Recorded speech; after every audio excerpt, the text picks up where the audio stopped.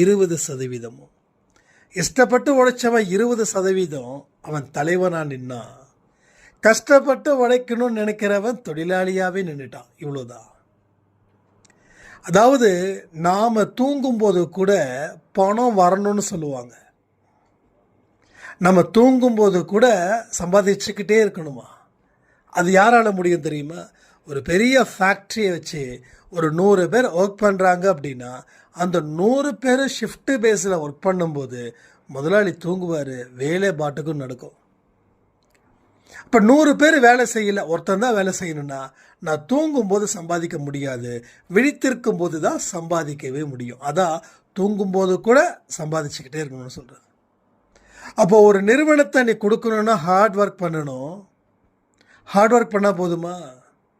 அறிவுபூர்வமான வேலையும் செய்யணும், ஃபிசிக்கலாகவும் நீ தயாராகணும், மென்டலாகவும் ஒர்க் பண்ணணும், மைண்ட் அளவுலேயும் ஒர்க் பண்ணணும். மென்டல்னா அந்த மென்டல் கிடையாது. ஆனால் ப்ரெஷரை ஏற்றிக்கக்கூடாது. ப்ரெஷர் ஏற்றிக்கிட்டால் எல்லாமே நாசமாக போயிடும். ஸோ ப்ரெஷர் இல்லாமல் ஜாலியாக ஆடி பாடி உன்னோட தொழிலை செஞ்சு